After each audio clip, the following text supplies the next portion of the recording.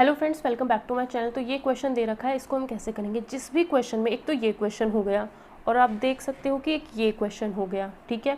इन question में एक तो ए बी सी एंगल है, दूसरा बी सी ए जो इनकी साइड्स हैं, दोनों में इन्हीं चीज़ों का यूज़ हो रखा है। तो दोनों के लिए आप क्या कर सकते हो, ए की वैल्यू पूछी गई है इस वाले में। तो अगर हम इस क्वेश्चन को करेंगे तो ए की वैल्यू हमें पूछ रखी है।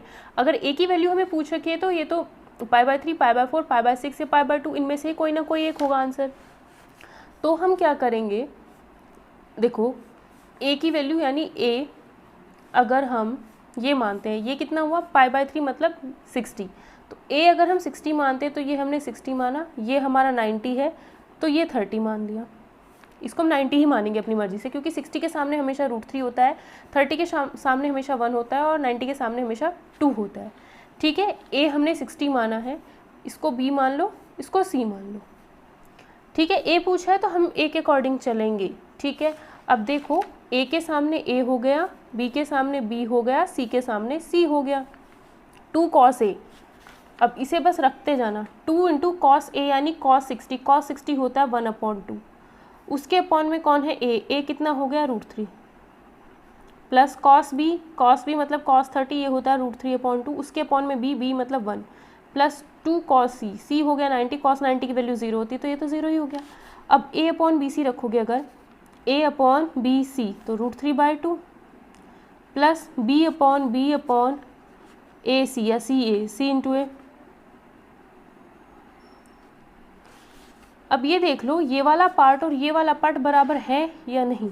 ये तो ठीक है, ये तो 0 ही हो गया, ये और ये तो बराबर है, बट यहाँ 1/2 √3 है, लेकिन यहाँ पर 2/2 √3 है। इसका मतलब a 60 नहीं हो सकता है। ठीक है, अब हम क्या करते हैं, π/4 मानते हैं, मतलब एक एंगल हमने इसको 90 मानना है।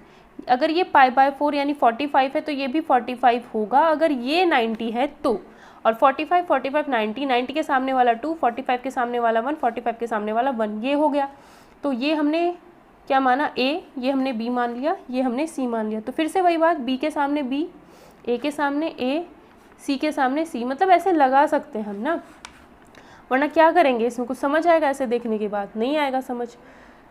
ठीक है, तो जहाँ पर भी आपको एंगल्स दिए हुए हो, ए बी सी दिया हुआ हो, वहाँ पर आप ये चीज़ अप्लाई कर सकते हो। तो अब देखो 2 cos ए, cos ए होता है cos 45, ए की वैल्यू 45 रखोगे तो cos 45 होता है √2, तो 2/√2। ए की वैल्यू तो 1 है तो 1, प्लस बी की वैल्यू भी 45 है, अपॉन में बी भी 1 है तो ये भी 2/√2 आएगा, प्लस सी की वैल्यू 90 है तो cos 90 0 हो जाता है तो ये वाला पोर्शन 0, इक्वल टू ए कितना है 1/b × c 2, प्लस बी की वैल्यू 1 है, c × a 2। तो क्या ये दोनों चीज़ें बराबर आएंगी? ये तो 1 हो जाएगा और ये 2√2 हो जाएगा। तो क्या ये बराबर आएगा? नहीं आ रहा। इसका मतलब ए की वैल्यू 45 भी नहीं है। अब हम क्या करेंगे, ठीक है, अब हम क्या करेंगे, इसमें ए की वैल्यू 90 मान ली।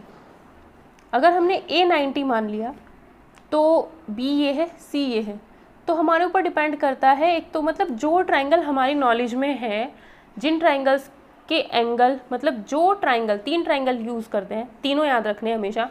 एक तो होता है 90 30 60 ऐसे वाला, 30 के सामने 1, 60 के सामने √3 और 90 के सामने 2, एक तो ये ट्रायंगल होता है। एक होता है 90 45 45, एक ट्रायंगल होता है तीनों साइड्स उसमें बराबर होती है और ये तीनों एंगल भी 60 60 60 होते हैं। ये 3 हम चीज़ें यूज़ कर सकते हैं जिसमें हमें एंगल्स भी पता हो और साइड्स भी पता हो। तो अब हम ये वाला यूज़ करते हैं। पहले ना 90 रखना है, ए को 90 रख दिया।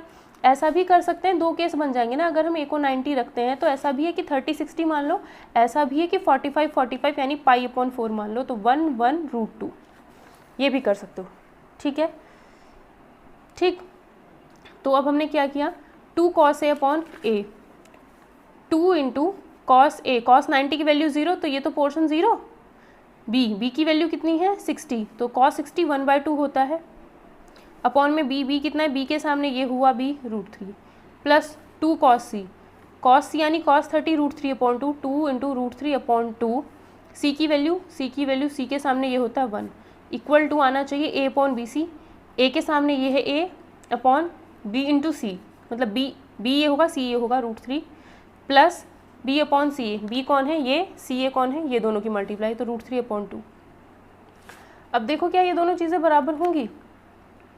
नहीं होंगी। यहाँ पर तो 1/2√3 है, यहाँ पर है ही नहीं 1/2√3, यहाँ पर √3 आ रहा है, यहाँ पर √3 आ ही नहीं रहा, तो ये दोनों चीज़ें भी बराबर नहीं है ना। सॉल्व करके देखना, नहीं बराबर है दोनों, ठीक है। अब हम क्या करते हैं, देखो अगर आप इसे सॉल्व भी करते हैं तो 1 + 2 × 3 आएगा अपॉन में 2√3 और इधर 4 + 3/2√3, तो ये तो चीज़ बराबर आ रही है ना।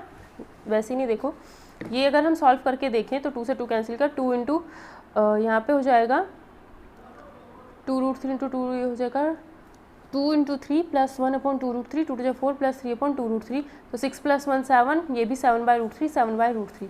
तो यानी ये वाला ऑप्शन अभी हो सकता है जब हमने 60 और 30 लिया है ना। जब हमने a को 90 रखा है तो ये रहा 90 और ये 60 30, मतलब ये ऑप्शन हो सकता है, a 90 हो सकता है फ़िलहाल, ठीक है। ये हमने चेक करके देखा तो a 90 हो सकता है। एक 90 वाला ये केस है, अगर आप इसको चेक करके खुद देखना, या देख ही लेते हैं। अगर हम चेक करते हैं इसको तो क्या आएगा, a 90 है, cos 90 0, b ये है, c ये है, b कितना है 45, ठीक है।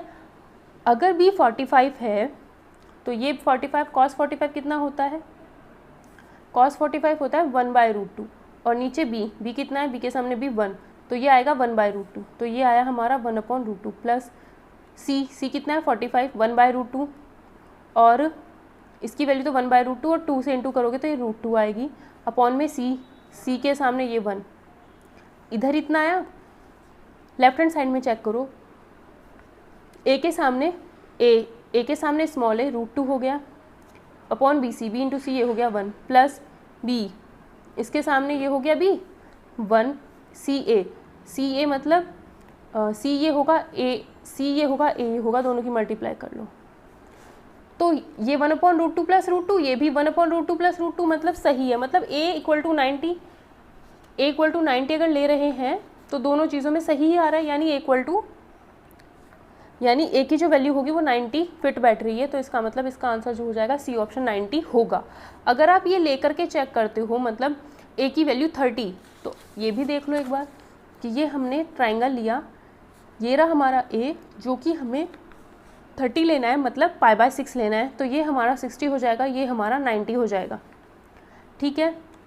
तो a ये b हो गया, ये c हो गया, तो 2 cos a upon a, cos 30 कितना होता है, 2 × cos 30 की वैल्यू कितनी होती है 1/2, सॉरी √3/2 होता है cos 30 ना। a के सामने ये, अगर ये 30 है तो यहाँ 1 आएगा, इसके सामने √3 आएगा, यहाँ पे 2 आएगा, ठीक है। तो अपॉन में a 1 plus cos b cos 60 1/2, और b मतलब b के सामने √3, और cos c वही c 90 रखोगे तो 0 हो जाएगा, cos 90 0। अब ये चेक करो a अपॉन bc, इसके सामने a b × c 2√3, तो ये वाला तो आ गया है ना। इसको देख लेते हैं, या फिर सॉल्व करके देखना, ठीक है। जैसे पिछले वाले में डायरेक्ट नहीं आता बट सॉल्व करने पर आ रहा था same. b upon c, b मतलब हुआ √3, c × a, ये है c ये है a, ये आया 2। तो अगर हम इसे देखें, ये चीज़ क्या आ रही है √3 और ये आ रहा है √3/2, ये दोनों तो सेम है, आधा पोर्शन सेम है, बट ये आधा चेंज आ रहा है ना, इसका मतलब ये सेम नहीं है, ठीक है। अगर इसे सॉल्व करके भी चेक करोगे दोनों साइड्स, ये और ये चेक करोगे बराबर नहीं आएगा, इसका मतलब a की वैल्यू ये नहीं है।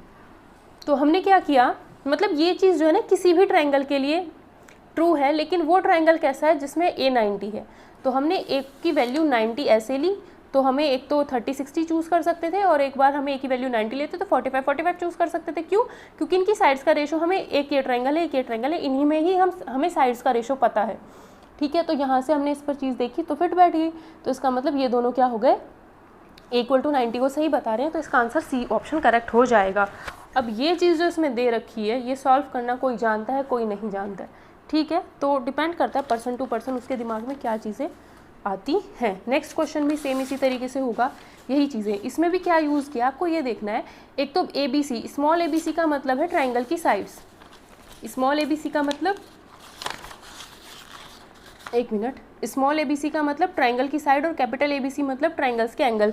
तो इसमें भी फिर कुछ हमें दे रखा है कि इसकी वैल्यू क्या होगी, और कैपिटल R का मतलब है सर्कम रेडियस, इन रेडियस है स्मॉल आर, ये कैपिटल आर है, स्मॉल आर है, ये चीज़ें मैंने पहले बता रखी हैं क्या होती हैं, ठीक है। तो हम देखते हैं पहले हम क्या करते हैं, ये चीज़ जिसको पता होगी वो करेगा। हम क्या करते हैं, एक ट्रायंगल मान लेते हैं, आपकी मर्ज़ी है, आप कोई सा भी ट्रायंगल मान सकते हो। जैसे अभी हमने 30 60 90 या फिर 45 45 90 ये वाला माना है, चाहे तो आप वो मान लो, ठीक है। चाहे आप ये भी मान सकते हो A B C और 60, मतलब इक्विलेटरल ट्रायंगल या समबाहु त्रिभुज मानो जिसमें तीनों साइड्स 1 1 1 है और तीनों एंगल 60 हैं, ठीक है। अगर हम ये मानते हैं, मर्जी आपकी, चाहे आप कुछ भी मानो, ठीक है, तो हम कह सकते हैं, देखो पहले हम यही मानते हैं जो हमें पता है, ये 90 हो गया, ये हमारा 30 हो गया, 45 ले लेते हैं, 45 आसान रहेगा ना, ये 45, तो ये हमने मान लिया A, ये हमने माना B, ये हमने C, तो ये भी 1 ये भी 1, ये √2 होती है ना। तो B प्लस C मतलब ये हो गया C, ये हो गया B, ये हो गया A।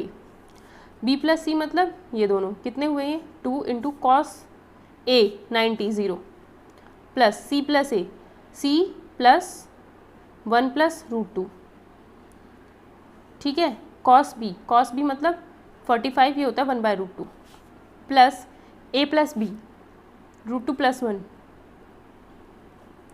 कॉस C कितना होता है, कॉस C कितना होता है 45, कॉस 45 यानी 1/√2। अभी से सॉल्व करोगे तो ये कितना आएगा 1/√2।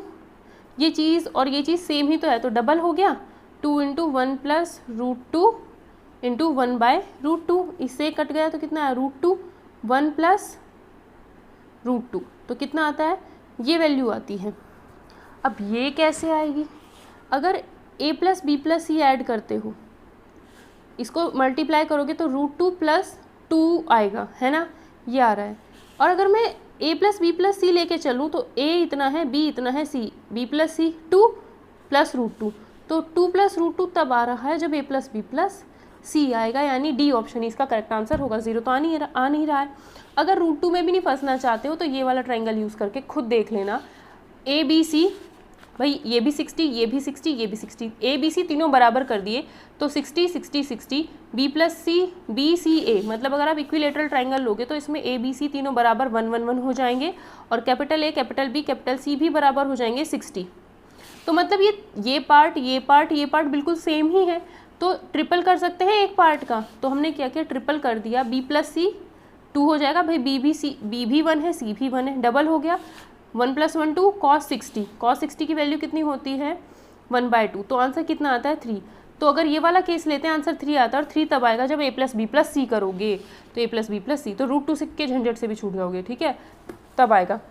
सर्कम रेडियस पिछली क्लासेस में बताया था, और ये जो है स्मॉल r ये भी बताया था, अगर इन दोनों की मल्टीप्लाई करते हो तो 3 नहीं आएगा, ठीक है, अगर ऐसे करते हो तो भी 3 नहीं आएगा। ये भी देख सकते हो कि स्मॉल r यानी इन रेडियस बता रखा है, इन रेडियस सर्कम रेडियस क्या होते हैं, r की वैल्यू A/2√3 होती है, और जो सर्कम रेडियस होता है इक्विलेटरल ट्रायंगल के लिए है ये। इस ट्रायंगल की अगर बात की जाए जिसमें तीनों साइड्स बराबर हैं, तीनों एंगल्स बराबर हैं, उसमें सर्कम इन रेडियस और सर्कम रेडियस, अंतर्वृत्त की त्रिज्या बाह्यवृत्त की त्रिज्या, ये अगर हैं, परिवृत्त की त्रिज्या ये हैं अगर, तो चेक करके देख लो r इंटू आर, इन दोनों की अगर मल्टीप्लाई, A की वैल्यू तो 1 हो गई, भाई साइड तो हमने 1 ली है, A की वैल्यू 1 हो जाएगी, तो 1 इन दोनों की अगर मल्टीप्लाई करोगे 1/√3 इंटू 1/2√3, क्या ये 3 के बराबर आएगा, नहीं, तो ये ऑप्शन नहीं हुआ, 0 वैसे नहीं आया। r², अगर इसकी मल्टीप्लाई 1/√3 की मल्टीप्लाई इससे करोगे बट स्क्वायर करके, तो क्या 1 आएगा, सॉरी 3 आएगा, नहीं आएगा, 3 सिर्फ तभी आएगा जब A plus B plus C करोगे, तो आंसर इसका D हो जाएगा। तो ये जो ट्रायंगल्स है ना 2-3 मैंने जो बताया, वो अगर आपको याद होंगे तो आप ऐसे क्वेश्चंस कर पाओगे जिसमें ABC एंगल दिया हुआ हो और equal to small a small b small c sides दे रखी हो, ठीक है। तो जब भी ट्रायंगल और साइड्स का बारे में कोई भी चीज़ आपसे पूछी जाए तो ये 3-4 ट्रायंगल हैं, 60 30 90 45 45 और इक्विलेटरल ट्रायंगल, ये आप यूज़ कर सकते हो बड़े आराम से। नेक्स्ट क्वेश्चन हमें दिया गया है कुछ इस तरीके से, PQRB मिड पॉइंट्स हैं, एक ट्रायंगल है ABC, तो P जो है इसका मिड पॉइंट है, Q जो है इसका मिड पॉइंट है, आर जो है वो इसका मिड पॉइंट है। तो मिड पॉइंट को अगर इस तरीके से मिलाओगे तो एक ये ट्राइंगल बनता है। जब मिड पॉइंट्स आप मिलाओगे, मतलब ये मध्य बिंदु मध्य बिंदु मध्य बिंदु मिलाते हो, तो इस ट्राइंगल का एरिया, इस ट्राइंगल का एरिया, इस ट्राइंगल का एरिया और इस ट्राइंगल का एरिया बराबर होता है। 1 2 3 4, तो 4 सेम एरिया वाले ट्राइंगल हमारे पास बनते हैं। तो इसका एरिया अगर आप निकाल सकते हो तो 4 से मल्टीप्लाई कर देना एरिया को, पूरे ट्राइंगल का एरिया आ जाएगा। तो वही ABC ट्राइंगल का एरिया पूछा गया है। तो P तो उसने कहा है 0 0 है, Q उसने कहा है 2 0, R उसने कहा है 0 8, मतलब कोऑर्डिनेट्स दे रखे हैं। तो एरिया कैसे निकालोगे? ठीक है, क्या करोगे, कई तरीके होते हैं। 1/2 एरिया अगर निकालना है तो 1/2 क्या करना है, देखो x1 x2 x3 तीन वैल्यूज है ना x की पोजीशन पे, x1 x2 x3, ठीक। फिर यहाँ पे क्या करोगे, अंदर y1, या फिर इसे ऐसे रहने दो, आप सीधा भी कर सकते हो। इसमें क्या करते हैं, x1 x2 x3 y1 y2 y3 1 1 1 determinant और 1/2, ये ट्राइंगल का एरिया होता है। ये चीज़ अप्लाई करो, इसे याद करना थोड़ा सा दिक्कत कर जाएगा मे बी, ठीक है। तो x1 y1 हो गया 0 0 पहला पॉइंट, x2 y2 ये हो गए 2 0 सेकेंड पॉइंट, x3 y3 ये हो गए, ठीक है 0 8। इसकी भी एक छोटी सी ट्रिक होती है, अभी मुझे एक बार चेक करनी पड़ेगी, ठीक है, क्योंकि हर चीज़ तो इंसान ही हूँ मैं भी, ठीक है। तो जब एरिया निकालेंगे 1/2 इसके अकॉर्डिंग निकालोगे तो सिर्फ इतना सा एरिया निकलेगा। कितना आएगा, 8 2 16, डिटर्मिनेंट अगर फाइंड करोगे तो 16 यानी 8, तो आंसर कितना आएगा 8 आ जाएगा। इसकी डिटर्मिनेंट आपको निकालनी आनी चाहिए, ठीक है। तो 1/2 इंटू 16 यानी 8, तो क्या आएगा हमारा, इसका जो आंसर आ जाएगा, अच्छा ये 8 जो आया है, ये 8 जो आया है सिर्फ अंदर वाले ट्राइंगल का एरिया आया है। तो ऐसे कितने ट्राइंगल हैं, इसका अगर 8 है तो इसका भी 8 होगा, इसका भी 8 होगा, इसका भी 8 होगा, मतलब एक ट्राइंगल का एरिया 8 है। तो हमारे पास तो 4 है, तो 8 चौक 32, तो 32 इसका आंसर हो जाएगा। 32 क्या हो जाएगा, इसका आंसर हो जाएगा, ठीक है। नेक्स्ट क्वेश्चन देखते हैं। Cos inverse P, cos inverse Q, cos inverse R equal to pi, ठीक। तो हमसे कहा जा रहा है value of P square Q square R square plus 2PQR, ये हमने बताना है, ठीक। तो हम क्या करेंगे, देखो इस क्वेश्चन को अगर हमें करना है तो P square Q square R square हमें बताना है, और आना क्या चाहिए, इधर पाई आना चाहिए। तो अगर मैं इसको लिख दूँ π/3 प्लस π/3 प्लस π/3 इक्वल टू पाई, यही तो होगा। थोड़ा सा दिमाग लगाना है, इसको π/3 π/3 π/3 लिखा, π/3 किसको लिखा, कॉस इनवर्स P को। तो कॉस इनवर्स P जो हो गया ये, और इसके नीचे कॉस इनवर्स Q, और इसके नीचे कॉस इनवर्स, आज मैं थोड़ा साफ साफ लिख रही हूँ, है ना, बस ऐसे ही है, ठीक है। तो कॉस इनवर्स P अगर इतना है, तो कॉस इनवर्स P अगर π/3 है तो P इक्वल टू आ जाएगा कॉस π/3, इसको इधर ले गए तो P की वैल्यू ये होता है π/3 मतलब 60, यानी cos 60 जो होता है 1/2 होता है। तो P की वैल्यू 1/2, ऐसे ही जब इसको π/3 के बराबर रखोगे तो Q भी इतना ही आएगा, इसको π/3 के बराबर रखोगे तो R भी 1/2 ही आएगा, सेम इसी तरीके से। तो PQR वैल्यू पता चल गई, इसमें रख दो। P कितना है 1/2, तो 1/4 P स्क्वायर आएगा, Q कितना है 1/2 तो 1/4, R कितना है 1/2 तो 1/4 आ जाएगा R square, plus 2 into PQR, P मतलब 1/2, Q मतलब 1/2, R मतलब 1/2। तो ये आ जाएगा हमारा 3/4 प्लस 2 से 2 कैंसिल, 1/4 4/4 यानी 1। कितना आया हमारा आंसर, 1 आया है, ठीक है। तो ये क्या पूछ रहा है, 1 कौन से ऑप्शन में, बी में, तो बी आंसर उसका हो जाएगा।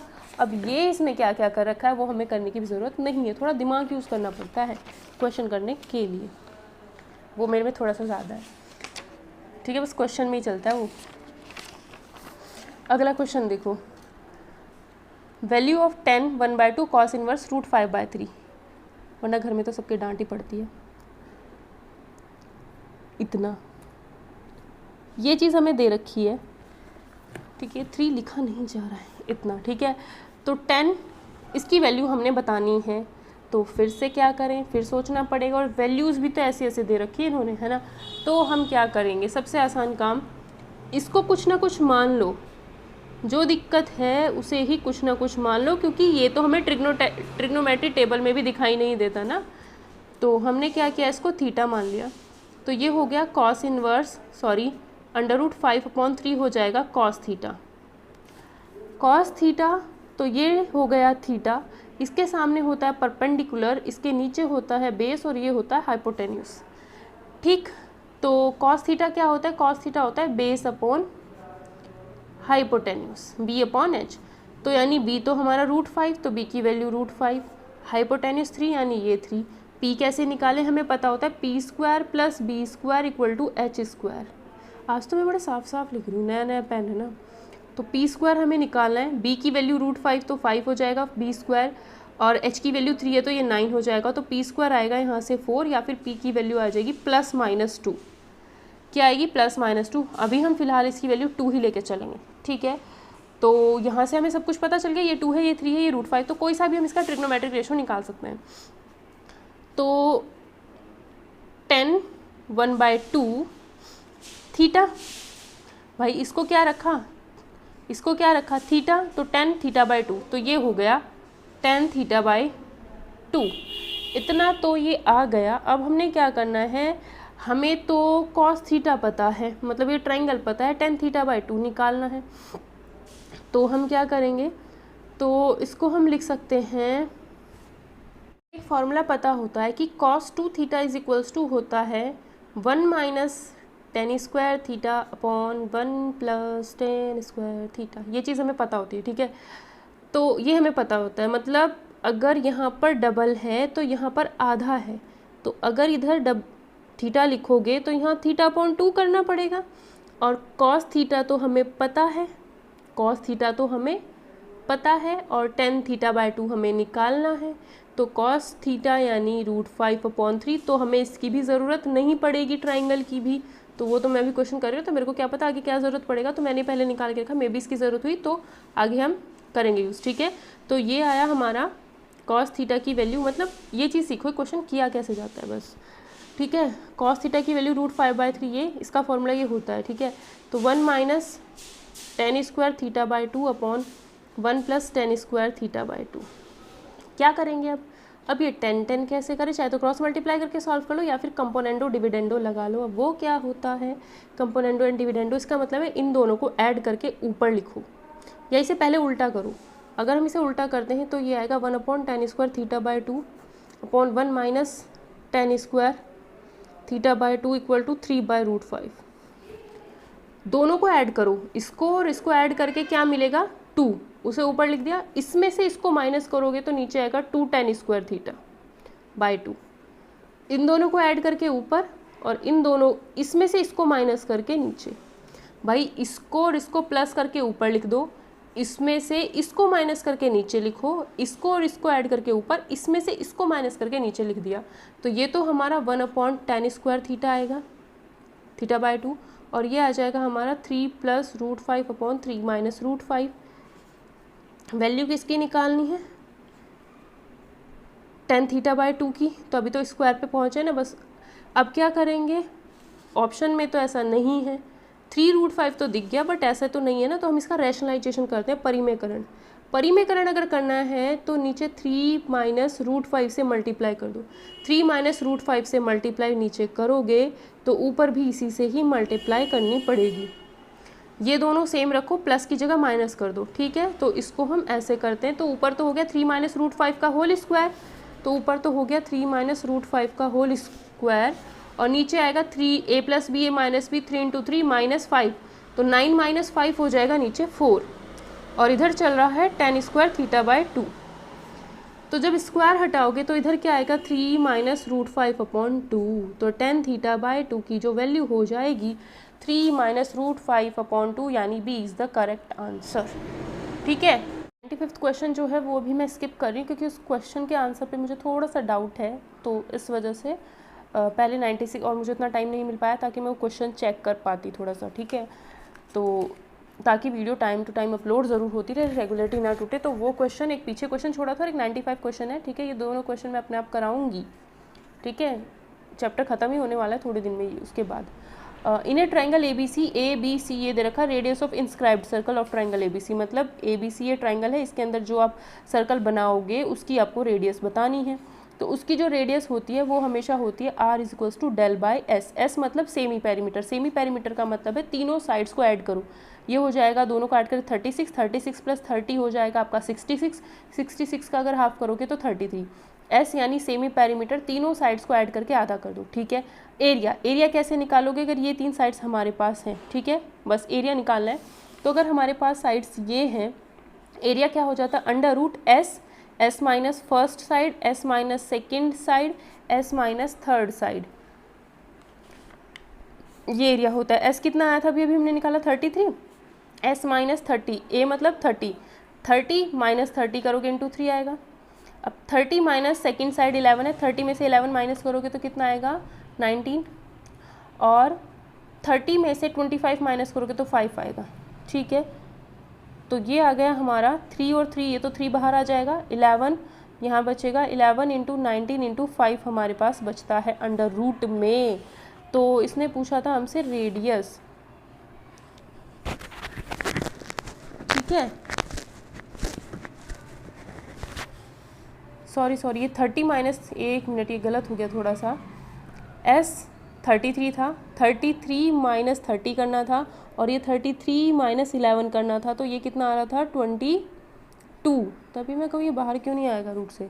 अब ये 33 माइनस 25 तो ये 8 आ जाएगा, ठीक है। 30 मैंने गलत लिख दिया था, 33 है ये, ठीक है। तो ये क्या आएगा 8 2 × 16, तो यहाँ पे तो 11 ही बचेगा, मतलब ये अंडर रूट 33 को लिखा 11 इंटू ये वाला 3 इसको दे दिया तो 9 हो गया, इसको लिखा 11 और 2 इसको दे दिया 16। अब 16 का रूट करोगे 4 बाहर आएगा, 9 का रूट करो 3 बाहर आएगा, 11 × 11 का रूट क्या आ जाएगा 11, तो 11 चौक 44, 44 × 3, तो एरिया हो जाएगा इतना।